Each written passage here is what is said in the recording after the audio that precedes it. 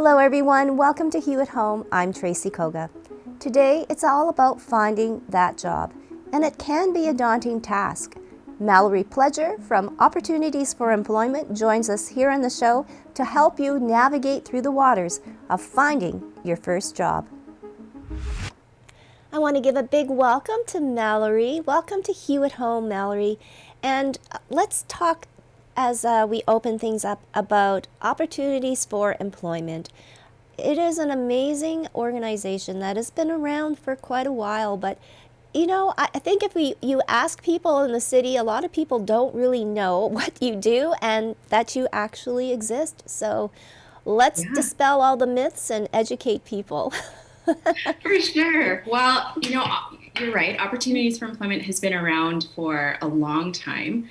And we traditionally haven't done much advertising in the way of, print ads or internet advertising, simply because, we're a nonprofit and we don't have a media team that does that. However, in the last little bit, with the help of social media, and just being able to have a community online, we've been able to get the word out a little bit. And we've had some partners in the community like Canada Goose and, the federal government that's helped us create ads in the last couple of years that have helped us get some name recognition out there, which is appreciated. But to be honest, Tracy, when we ask our participants, how they hear about us when they come to OFE, the bulk of the answers are, I heard about you from a friend. And that's really powerful stuff in terms of participants who come through programming and have found success and then are sharing that with other people. I mean, that's the best kind of advertising we could really hope for. So we hope that continues. Oh my goodness. Let's talk about the broad, the vast, array of programs that you have. I mean, we can't cover them all, but in a nutshell, maybe you can go over some of the programs that are offered. Sure. Well, I mean, in general, we help job seekers find meaningful employment, sustainable employment, but recognizing that not everybody's journey is the same and not everybody faces, the same barriers to employment or has the same skill levels. We have programs for people on EIA, government benefits. We've got programs for persons with disabilities because their journey will look a little different as well. We've also, the United Way funds an employment program that helps ex-offenders find work, which is amazing. And we also have different programs, again, for the single parents. That's something that's new. But then also just for professionals and mature workers, we've got a vast array of programs that people can take and also offer different kinds of programming. So in the last few years, we've really recognized that there are some employers and industries that really need workers and they're having trouble finding the right people. And so what we've done at OFE is create courses that help people, job seekers, train up for these positions. So we've got things like office training and customer service. We've got support work. That's been a big one over the last few years, especially during the pandemic. We have manufacturing and production. So lots of different things to offer. It is a little overwhelming if you just kind of come through the doors and say, I need a job. We've got this huge offering of things that we could really give to people. But what's great about our staff is when they meet you where you are, they ask a lot of questions. They prompt to see where your skills are at, and they do a really great job matching you to the right program. So let's talk now, about areas of employment and people that need jobs. So talking about the Indigenous and newcomer communities, does OFE really support these communities too as well in finding meaningful work? And yes, for sure. It's a great question. A lot of our clients are really representative of the community. So we do have a program for newcomers that teaches about the Canadian workplace culture, because it is different. If you're coming from overseas, you'll find that there's such a thing as culture shock. And so it's really important that our newcomers understand what the Canadian workplace is like. And it's very helpful. If you look online, lots of really great reviews about that course. But we also do have a course for Indigenous youth, which is really great. And also the program that I manage is for single parents, but the around 79% of our demographic are Indigenous women. And so it is really reflective of our Winnipeg community in all of our programming that we reflect all the different diverse groups. Something that's important, though, about our facilitators and how they approach those kind of communities is we've been doing a lot of learning about Indigenous communities and how what their perspective is on things like reconciliation and approaches to work and things like that, and family and community. And so our facilitators are really great at bringing those perspectives into the classroom so that the learning is really impactful and they actually get something out of it. And that can apply to everyone, right? From all different kinds of communities. So yeah, we do our best for sure. Well, and that is so important. Now let's talk maybe about mental health and wellness, because I guess that comes hand in hand now with employment and making people making sure that they feel safe, right, in the workplace. And that's something that OFE's recognized from the very beginning. So we actually have staff on site called, it's a motivational counselor. And so motivation is a huge part of working, right? And so a lot of people throughout the years, especially during the pandemic, have had to face a lot of mental challenges and emotional barriers and things like that. And so at OFE, we've got a counselor that's there to walk a person through all of their issues and their challenges and help them resolve that in a way that they can take accountability for, because that's a huge part of, being able to have good life management skills. So it's not just about getting a job. It really is, that holistic approach to understanding that, your mental well-being and your physical well-being are all very important. Wow, and so we're learning things as we go along here. So the process is huge. So maybe walk us through, Mallory, like if you're just new or whatever, and you're coming here and I need a job, what are some of the first steps at OFE? It's funny because the other day I was taking the elevator in our building and a woman came and she said, I just arrived in Winnipeg and my friend said to come here because I need a job. And I said, oh, that's great. Well, how long have you been in Winnipeg? And she said, this is my second day. And I thought, wow, what an honor. And so we set her up on the 4th floor, and really it's just as simple, Tracy, as coming to the front door and saying, I'm new here, I need a job. Or I've been looking for work for a long time is something that we hear. Or I've been applying for jobs for weeks and I'm not getting anywhere. And oftentimes people can't really express what they need. They just know I need a job. And so our employment services advisors are at the front desk, and they're really great about asking a lot of questions from beginning to end. So, what are your skills like?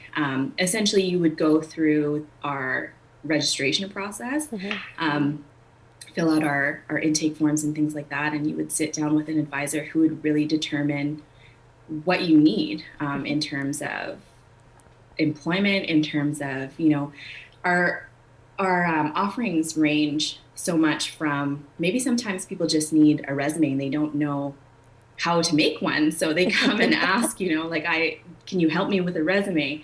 And so our service advisors are really great for, okay, so I'm going to make sure that your employment consultant knows that. Oh, you're looking for a job in, office training, but you don't have a lot of Microsoft Word experience. I will make a note of that, and your employment consultant can sign you up for those kind of courses. So it's really about figuring out where people are when they come in and filling the gaps in between where they want to be. And so it really does start with the employment service advisors. They do all the groundwork, all the digging, the registering. They they're with you from beginning to end in that process. And then you get set up with an employment consultant typically, depending on what program you're in. And that is your point of contact. So the person that you can go to for the resume, for interview preparation advice, for, job application advice, to help you figure out what classes you want and need. So it really starts from there. It's a very complex kind of, there's lots of things going on in the background, but our employment consultants are really great at just making sure they get you from point A to point B, and you don't have to worry about all that background stuff. So amazing. Yeah. Yeah. I think you're going to have a lot more people coming through your doors. Oh, I hope so. And through COVID and the pandemic, how has things changed at OFE? Or have they changed? For sure, yeah. When pre-pandemic, all of our course offerings and our staff were all on site, and all of our work as staff members was all in person, and that was a huge part of how we conducted our business. When the pandemic came, we had to pivot for sure. Like all other businesses in the city, we had to change and adapt, and so our facilitators moved their course offerings online. Thank goodness for technology, because we were able to have, virtual classrooms and be able to deliver that same content virtually.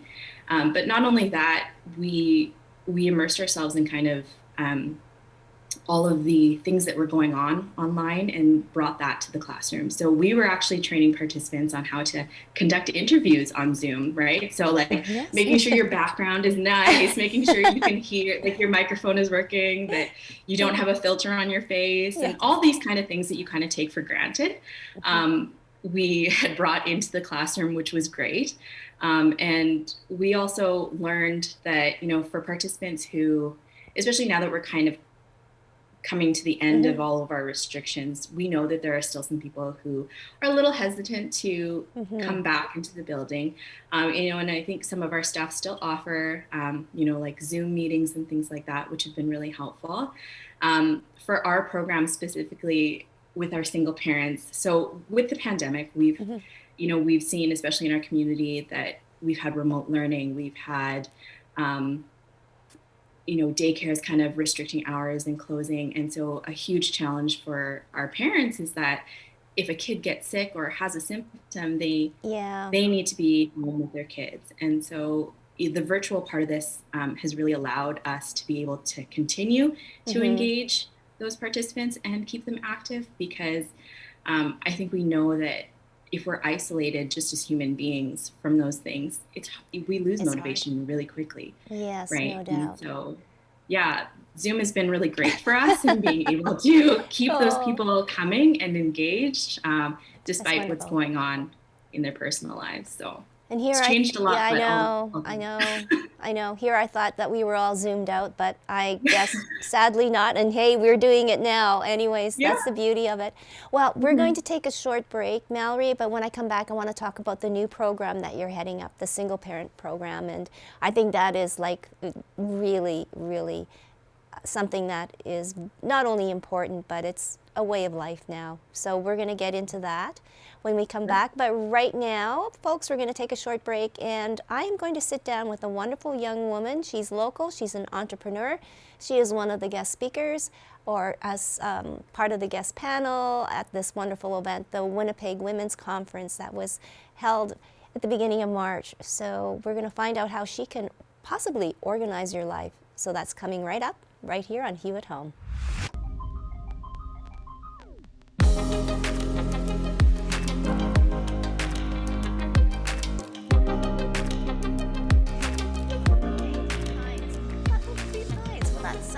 Therapeutic.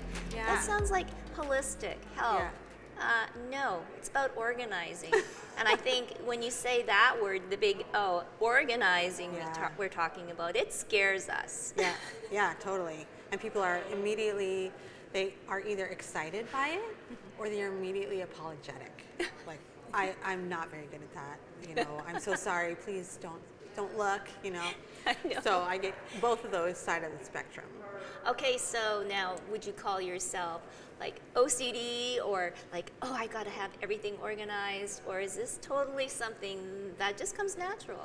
Yeah, well, I think it's when I was a very little kid, my room was disgusting like every other teenager, right? But I loved that feeling of when everything was put back into place and I felt like I could relax and I wanted to be in there. So I totally relate to my clients on that level, that I understand what it's like to be in chaos. And I have 3 little children. So like we're a mess most of the time because that's real life. What you see on Instagram is staged, right? Most of the time. But I would say it comes naturally to me to enjoy it. But the work and the maintenance part, that it does. It takes time. So I'm not always picture perfect, I guess. Again, it's just being so apologetic Yeah. about the mess. Yeah. So, what are some of the main things, and I know that probably you're going to discuss that too, but what are some of the main questions or some of the main things that you see constantly over and over again? Well, I think I like to say we see a lot of young families, which is surprising. I kind of was expecting my ideal client to be older and have more of the income to support, having an organizer come, but it's not. It's young families who are completely overwhelmed. They're doing a million different things. Everybody's working. We're expected now to work, to also have a great career and keep your home perfect and make homemade meals from local, market, whatever. Like there's so much expectation that we're supposed to do all these things well. So most of the time I'm seeing families who just cannot keep up. And they physically can't keep up with the toy clutter, the paperwork that comes home. No one teaches you really how to do filing in school, right? No. So we're like inundated with way more than the previous generations were. We're expected to do a lot more than previous generations. And so now keeping a home is not just about inviting people over, it's now everything has to be perfect and you have to be great at your job now too, right? So impossible high standards that nobody can meet, and that's when we're called in. Wow, it's Yeah. interesting that you say that. We're actually there's a lot more on our plate than, say, Oh, our 100%. moms or anything Totally. like that. Yeah, and it's not just, it's expected. And then we get from the other generation, well, why do you need help? Why do you need a housekeeper to come in? Why should, and then, but they don't see, because the pressure is different than it was for them, where they just had to, not just, they had a lot of pressure too. They were breaking Yes. ceilings and all that. But the expectation is so much different now. So when you and your team, and I will get back onto your team too as well, Sarah, but when you come in and you do your job, Yep. what do you see afterwards? Or do you just, okay, see ya, bye, nice meeting you, and Sometimes. so long? Yeah, no, sometimes I would say, our clients they're working from home or they're not there, and we kind of do what we need to get done, and then we'll leave a little pile of like, this is your homework. But a lot of the times our clients are involved, and most of the time they're like, I could never have done this by myself. This would have taken me days or weeks. And then the feeling afterwards is we take before and after photos for obviously social media, but also because our clients forget what it looked like before and when we're done, and they're like, I can't believe this is the same space. So that sense of relief is immediately, and I love people. I've always loved people, and I've always tried to figure out how to help them practically, and this is such a practical application of, helping people's minds become more free and clear, because you're physically doing that, right? Yes. So, yeah, it's wonderful. It's wonderful to see their reactions. It's not always like the TV shows of like, oh my gosh, but most of the time they're stunned and Yes. so grateful, and they'll maybe book one session and then they wind up booking 3 more because they love that feeling, being Yes. free. Being right? free. Yeah. And then also it's that gratification. You see Right. a definite before and after. Yeah, it's immediate. I know. Yeah. Yeah. Yeah. So they love that. So during this whole period of we haven't been able to see each know. other or whatever, and we kind of think, okay, I'm going to do spring cleaning for the last 2 years, but Yeah. nothing happens. How has that affected your business? Has that increased, or maybe it hasn't? So we always say you got the COVID bump or the slump, right? And we hit the bump. People are so tired of their space. that they're like, something has to change. Whereas before, you're going to work from 8 to 5, you're coming home, you're maybe bringing dinner home because you've got it on the way home, and you only see your space maybe 6, 8, 12 hours a day, whereas now people are in their homes 24 hours a day. So that thing that was driving them crazy 2 years ago is now making them insane. So we set up so many home offices because people are transitioning home. And we do so many play spaces because kids are at home so much more. And I think people are doing less because they're not, they're finding that busyness that we were caught up in wasn't life-giving. No. So they're okay to be home, but now that means it needs to be tidy and clean. So yeah, I think we've seen an increase because of that, which is wonderful for us, obviously, but been very hard for our clients. Oh, yes. Well, and then that's why, Three Pines comes into work. That's right. So let's switch it now over to you, Sarah, and your personal journey. And I kind of think of you as the whole package. You're an entrepreneur, you have your own business, but you're a mom, you have a family, and then you also have your own personal health journey too as well. Yeah. So right as I was getting this idea to start a business, and it was starting to take off, and my husband's a web developer, so he was doing all the things to get me going. And right before I had booked my first client, I went into the hospital with stomach cramps and pains. They sent me home saying it was probably just a flu, and I went back the next night because I knew it was just not normal. And I remember the ER doc saying, "We found something, and it's probably cancer." And I mean, I was thinking maybe I have appendicitis or, food poisoning. Yeah. And my son was 2 at the time, so I had a 2, a 5, and a 7-year-old. And my husband and I just said, gotta call my mom, I guess. Like, I don't know what to do. And I was in emergency surgery the next morning. They removed the cancer, and I had to have chemotherapy for 12 months, 9 months. Yeah. So, yeah, and this was right as I was starting a business. So it was, but I think the business in a lot of ways kept me afloat. Yes. I had something to focus on that when I was with my clients, I wasn't sick. I was a helper. Yeah. My kids did not care that I was sick. They still needed their lunch. So that really normalized things. They made things feel like normal life, right? Yes, yes. So it was hard, but also manageable. But crazy, if you kind of look at it back now. Crazy. Like I did crazy things that I look back now and like, why did not someone stop me? Like I remember I had an infusion bottle of chemotherapy, and I had to stop by a client's house, and I'm connected to chemo while I'm surveying the pantry, and I'm like, this is insane.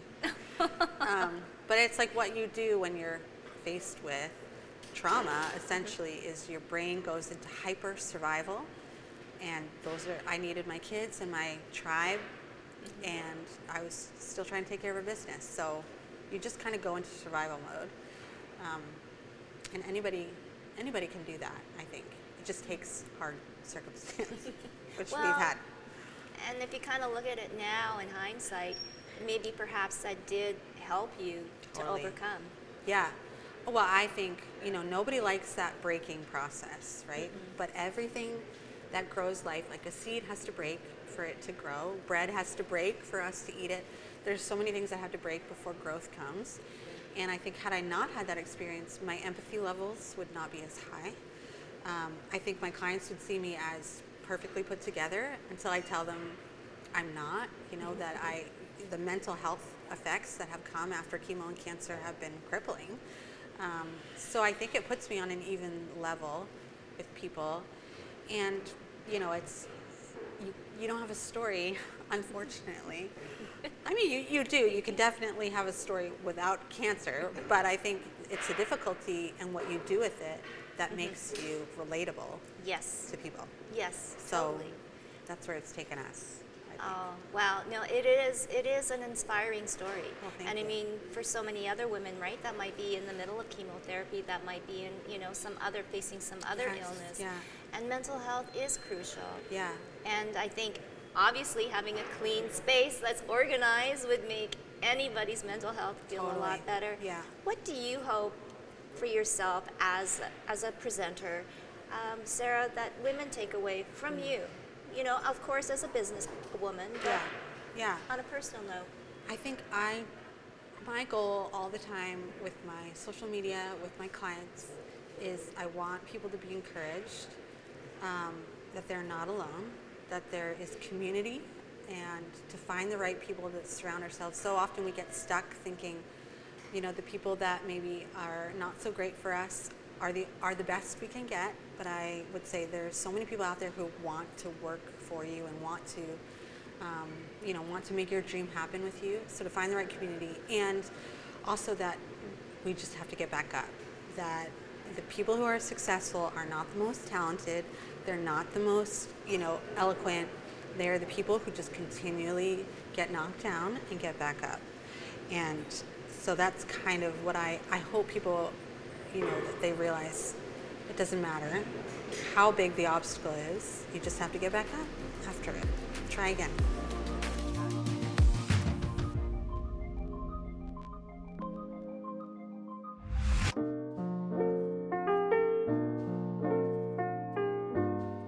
Girl, you know what's up. Ooh, say what, say what, say what. Girl, you know what's up. Ooh, say what, say what, say what. So tell me what's up. I'm digging you. I'm feeling you. Girl, you know what's up. Say I'm digging you. And I'm more than you. So tell me what's up.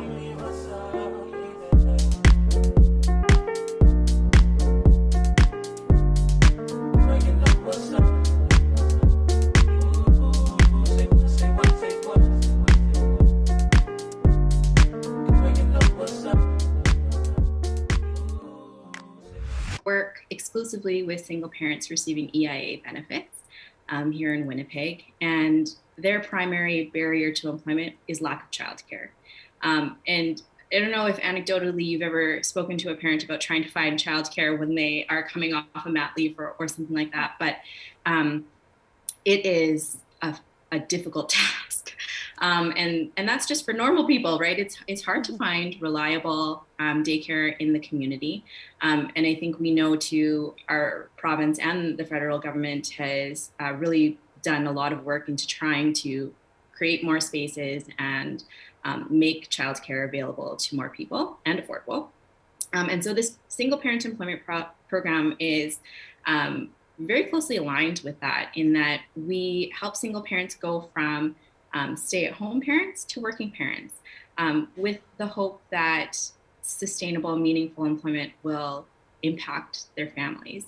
And it's done just that. If you could hear, and maybe I'll share some of the stories with you as we go, but some of the great things that we've heard, Tracy, from our participants is, one participant got a job just before Christmas, and she came to check in with us, and she said, "This is the first year I'll be able to splurge on Christmas gifts for my daughter." And it was just things like that are really, really meaningful to us, and help us continue going.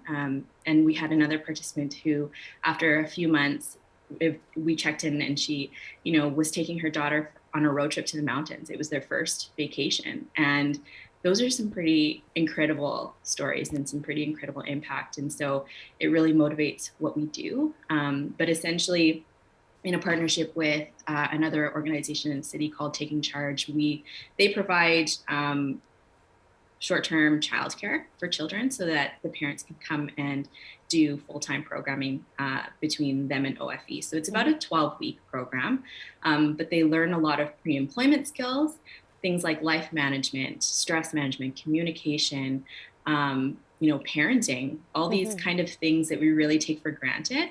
And then they come to OFE and they do employment-related training. So again, depending on what kind of things that they, want to do in terms of job goals, we offer office training. We help them with resume development, interview skills, all of that kind of stuff. And by the end of it, the transformation is incredible. just seeing them go from someone, and typically a lot of our participants who are in this program have been out of work for a while, right? At home, raising children.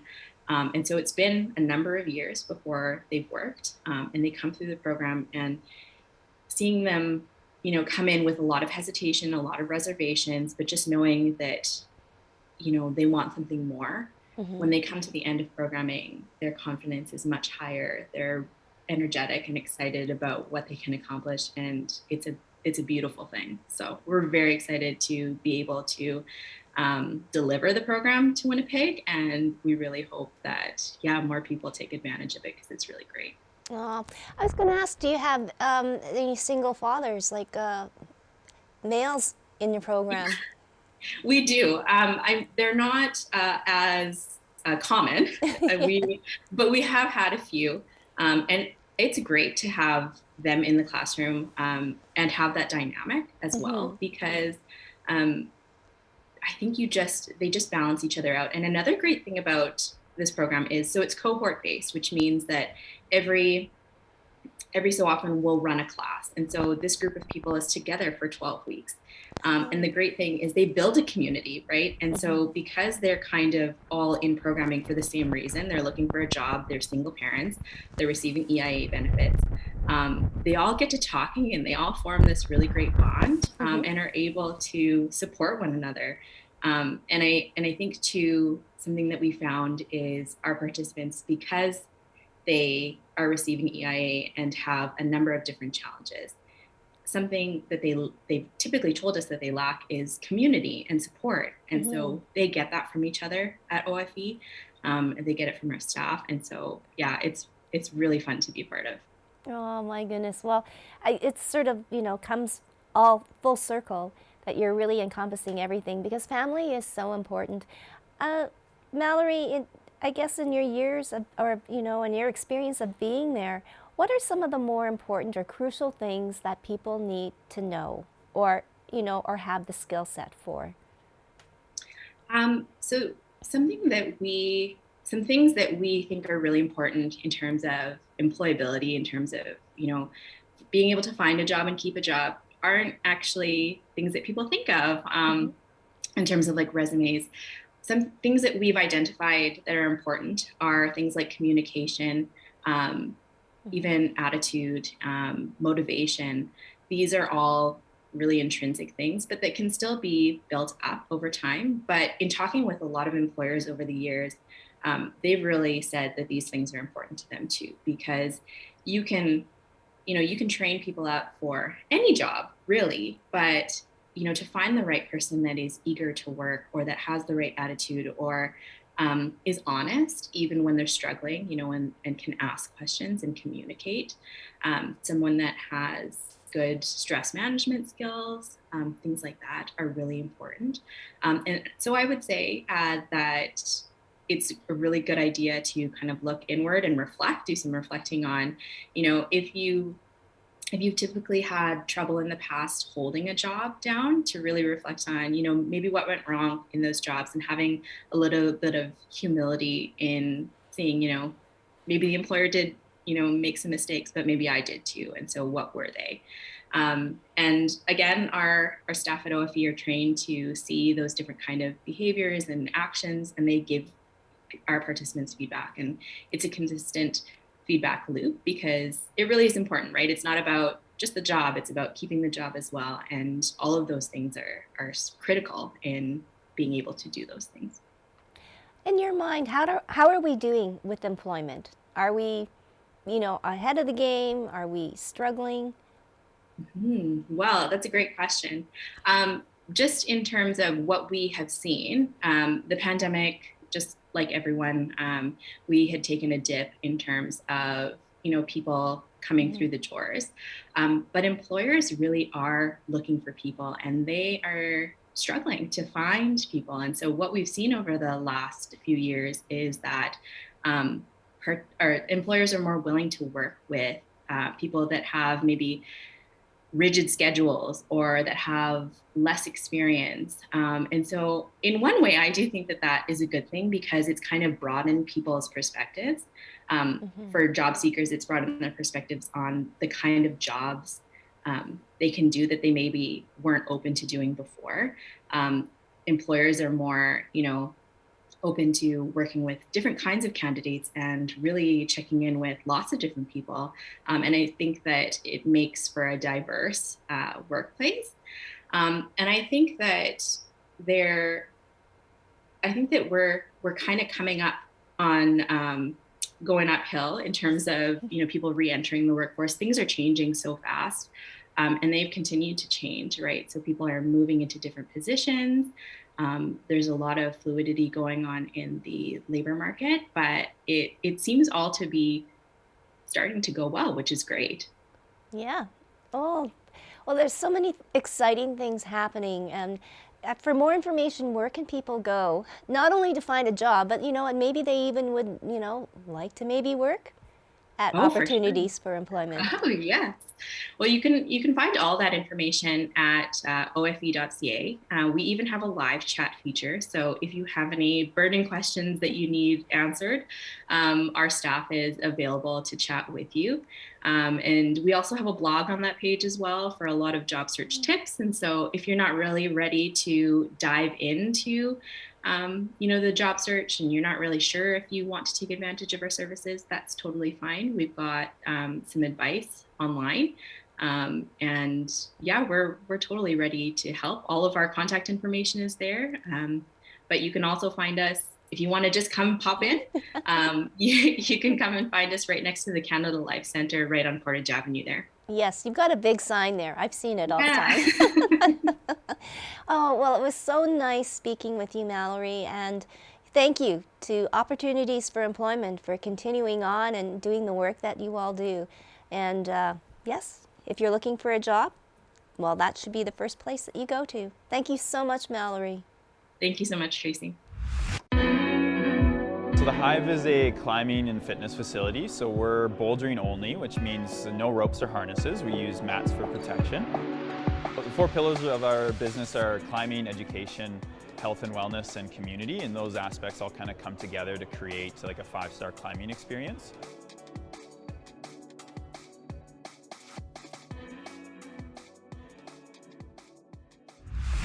We want to give a very special thank you to all of our guests on today's show and leave you with this question: what would be your dream job? We want to know, so send us an email to hello@ilikehue.com, or you could message us on Facebook and Instagram at iLikeHue. But for now, stay safe and healthy, and we'll see you next time on Hue at Home.